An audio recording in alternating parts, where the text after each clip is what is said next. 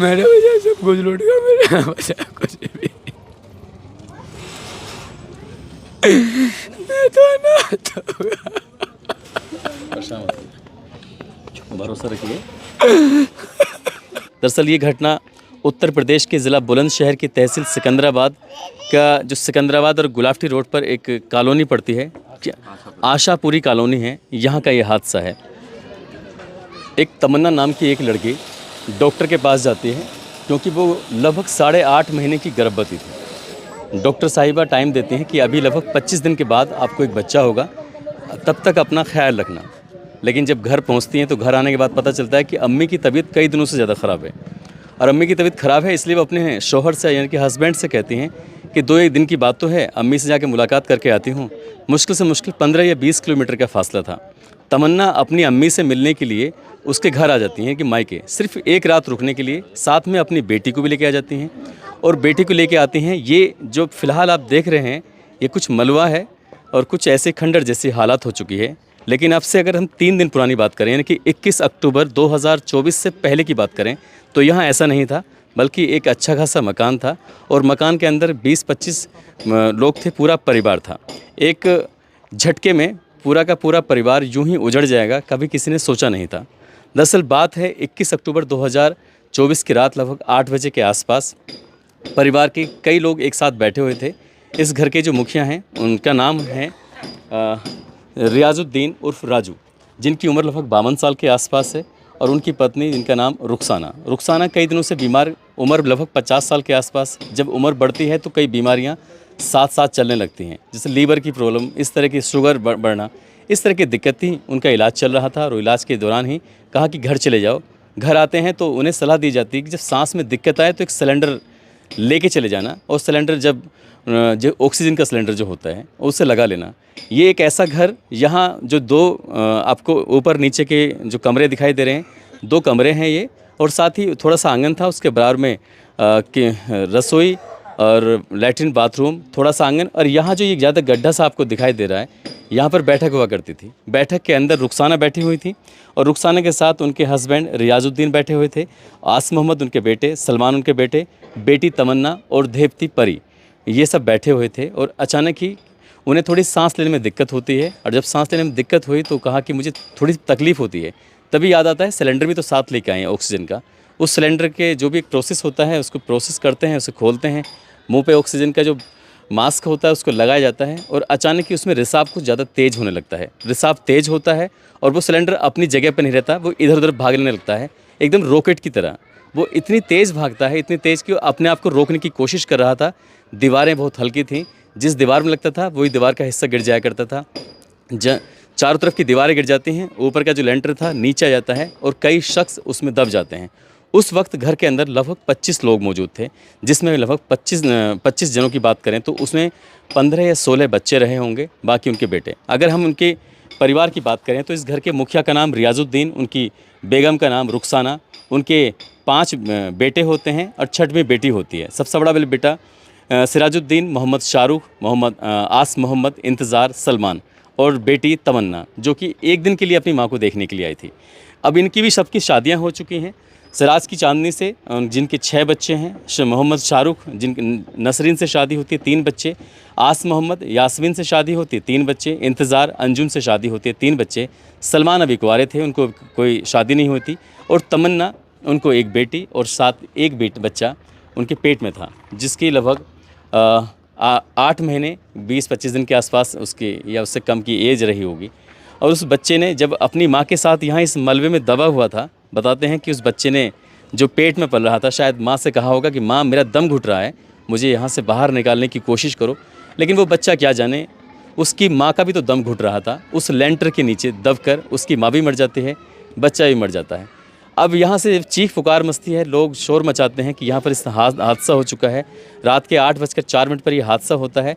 Police तो 10 minute में आ जाती है, अक्सर पुलिस दावा भी करती है और वो आ भी जाती है, लेकिन असल मदद यहाँ पुलिस की नहीं थी, असल मदद थी यहाँ पर एनडीआरएफ की या फिर प्रशासनिक जो मदद होती है, जेसीबी आती है या कुछ ऐसे इक्विपमेंट थे जो उस मलबे को तुरंत तत्काल प्रभाव से हटाते और जो दबे हुए लोग थे उनको निकाल पाते। जो दबे हुए थे उसमें से हाथों हाथ जो पता चलता है कि 6 लोगों की मौत हो जाती है।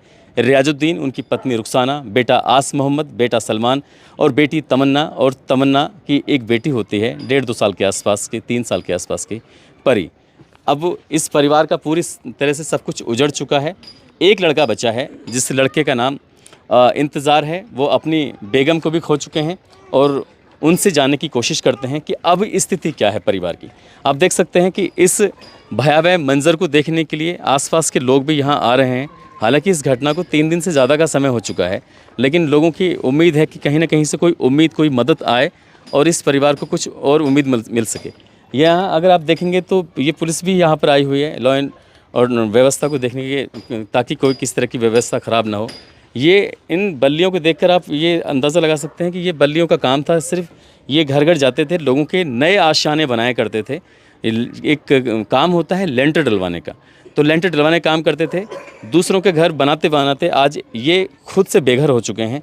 और हमारे साथ हैं इंतज़ार, अगर आप हमसे बात कर सकते हैं तो 2 मिनट का समय दे सकते हैं। इंतज़ार, आप क्योंकि इस घटना के चश्मदीद हैं, आपके सामने ही पूरा हादसा हुआ है, उस रात का वो वाक़या सुना सकते हो क्या?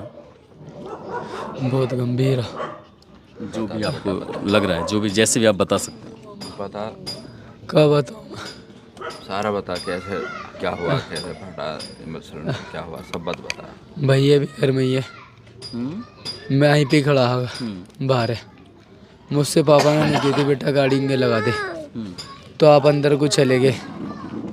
पापा भी हुई है, बहन भी थी, मेरे सारे भैया वहीं पे ही अंदर ही। मेरी भाभी घर में ही अंदर कमरे में। मैं बाहर ना गाड़ी में से उतरा ही बाकिया। इतना तो बहुत तगड़ा धमाका होगा। मैं इसी रोल में चाहता आया भैया, मेरी अम्मी भैया इतनी देर में फिर कॉलोनी के आए, ये मदद करने लग गए, उठवाने लग गए। लेंटर ना उठा भैया, सब दब के मर गए भैया। मेरे भैया के छीछड़े हो गए, आधा कट गया। मेरा बाप मर गया दब गया, मेरी माँ भी मर गई।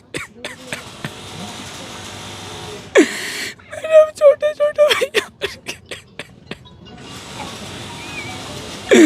भैया मेरा सब कुछ लूट गया, मेरे भैया सब कुछ लूट गया, मेरा बचा कुछ भी। मैं तो अनाथ हो गया। भरोसा रखिए। चुप, रो मत। आलम ये है, ना घर बचा है, ना घर की रसोई बची है, ना चूल्हा बचा है। पता चला है कि किसी दूसरे ने अभी अपने घर पर आसरा दिया हुआ है और सरकार की तरफ से भी अभी आसरा ही मिल रहा है। अभी घर के 3 सदस्य ऐसे हैं जो ज़िंदगी और मौत की जंग लड़ रहे हैं। हालांकि प्रशासन ने उनके इलाज की उचित व्यवस्था कराई हुई है। कब तक वो उस हॉस्पिटल में रहेंगे, कब तक नहीं रहेंगे, अब घर के मुखिया के तौर पर सिर्फ इंतज़ार बचे हैं। और इंतज़ार को इंतज़ार है कि बस कहीं से कोई आर्थिक मदद मिल जाए, कहीं कोई सहारा मिल जाए। अभी इंतज़ार के कंधे पे जिनका हाथ रखा हुआ है वो उनके मामा हैं और मामा ने ही उनके खाने पीने की व्यवस्था की हुई है। लेकिन ऐसे वक्त में समाज की भी अपनी कुछ जिम्मेदारियां बनती हैं। प्रशासन की तो खैर है ही, आसपास के लोगों की भी अपनी जिम्मेदारियां बनती हैं कि कम से कम इन आंसुओं को पूछने में जो भी मदद कर सकते हैं मदद करनी चाहिए। दरअसल ये घटना उत्तर प्रदेश के ज़िला बुलंदशहर की तहसील सिकंदराबाद का, जो सिकंदराबाद और गुलाफ्टी रोड पर एक कॉलोनी पड़ती है, आशापुरी कॉलोनी है, यहाँ का ये हादसा है। और अभी इनके ऊपर कम से कम 12-13 बच्चों की जिम्मेदारी आ चुकी है और साथ ही जो भाभियाँ हैं पूरा परिवार इनके कंधे पे है। अब पता नहीं ये उस लोड को, उस जिम्मेदारी को उठा भी पाएंगे, नहीं उठा पाएंगे, क्योंकि हालत कुछ ऐसी है। आगे आप लोग क्या उम्मीद चाहते हैं, क्या चाहते हैं कि क्या होना चाहिए? कि आपको फौरी तौर पे किस तरह की हेल्प चाहिए? आपको सरकार से मदद मिल जावे। किस तरह की मदद? मेरा घर बन जा, मेरे भैया ठीक हो जा, और जो मर गए कुछ मिल जावे, जो इन बच्चों से संभाल लूँ मैं, इनकी बच्चों की ज़िंदगी सवर जावे। जो मर गए बेचारे छोटे छोटे बच्चे इनके धपाल पोस लेना, इतना तो ही जा। सरकार की मदद का भी एक प्रोसेस होता है और मैं उन लोगों से ज़रूर अपील करूंगा जो इस वीडियो को देख रहे हैं, जो बुलंदशहर के या आसपास के लोग हैं, रहने वाले हैं। सिकंदराबाद से गुलावटी की तरफ जो एक रास्ता जाता है, उस रास्ते पे ही ये बिल्कुल रोड से थोड़ा सा फासले से लगा हुआ है। आप जिस तरह की कोई मदद पहुंचा सकते हैं तो पहुंचा दीजिए। ये वीडियो बनाने की जो तारीख़ है वो आज 23 अक्टूबर 2024 है और आप अपने हिसाब से समझ सकते हैं कि आपके पास आप कब इस वीडियो को देख रहे होंगे, तो उस हिसाब से आप जो भी अपनी मदद कर सकते हैं तो कर दीजिएगा। आप सब लोग अपना ख्याल रखें, सुरक्षित रहें। जय हिंद, जय भारत।